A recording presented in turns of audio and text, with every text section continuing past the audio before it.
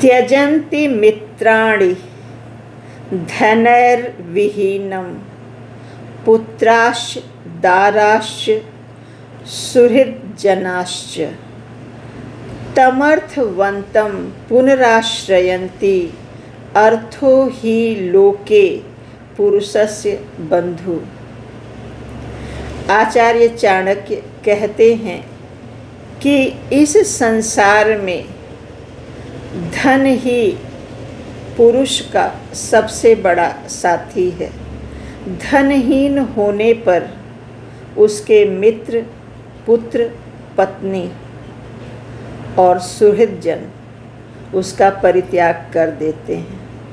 पुनः जब वह अर्थवंत अर्थात समर्थ हो जाता है, धनवान हो जाता है, तो वे पुनः उसका आश्रय लेने की कोशिश करते हैं।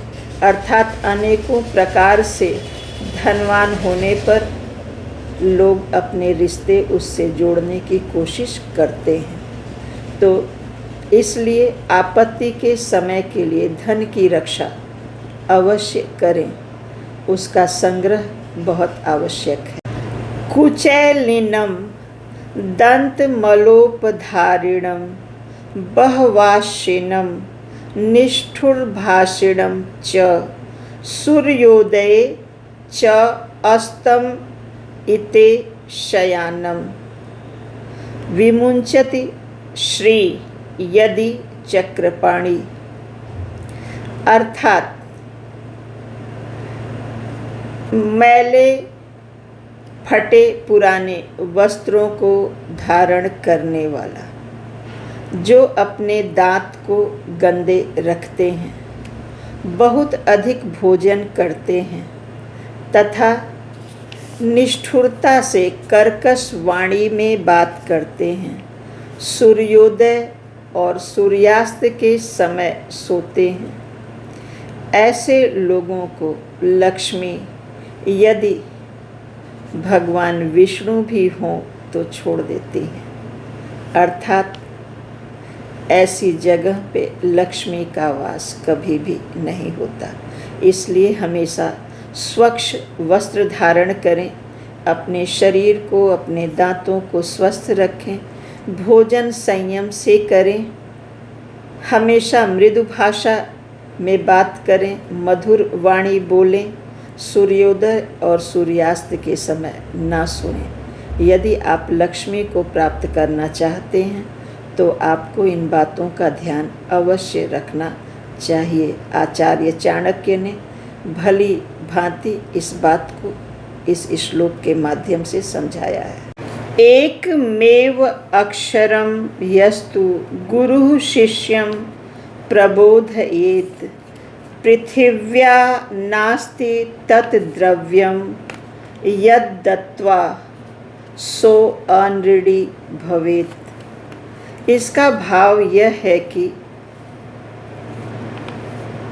एक भी अक्षर यदि गुरु ने शिष्य को सिखा दिया है, अच्छी तरह से समझा दिया है, तो पृथ्वी पर ऐसा कोई भी द्रव्य नहीं है जिसको दे करके वह गुरु के ऋण से मुक्त हो। आचार्य चाणक्य ने गुरु की महिमा का वर्णन इस श्लोक में किया है। एदतर्थम कुलीनानां नृपाः कुर्वन्ति संग्रहम् आदि मध्य अवसानेषु न त्यजन्ति च ते नृपम। आचार्य चाणक्य कहते हैं कि राजा लोग कुलीन लोगों का अर्थात अच्छे व्यक्तियों का, अच्छे कुल खानदान के लोगों का संग्रह अर्थात साथ इसलिए करते हैं क्योंकि वे समय चाहे जैसा भी हो, चाहे आदि हो, मध्य हो या अवसान हो, वे राजा का साथ कभी भी छोड़ते नहीं हैं। अर्थात चाहे राजा के राज्य में समृद्धि हो या उनकी विपत्ति हो या कोई शत्रु संकट हो, वे कभी भी उनका साथ नहीं छोड़ते हैं। इसलिए हमें हमेशा अपनी संगति का ध्यान रखना चाहिए। धनहीनो न हीनश्च धनिकः स सुनिश्चयः विद्यारत्नेन यो हीनः स हीनः सर्ववस्तुषु। आचार्य चाणक्य कहते हैं कि जो व्यक्ति धन से हीन है वह कभी भी दीनहीन नहीं हो सकता। यदि वह विद्या रूपी धन से युक्त है तो निश्चित रूप से वह धनी है। लेकिन जो व्यक्ति विद्या रूपी धन से युक्त नहीं है वह सभी वस्तुओं से दीनहीन होता है।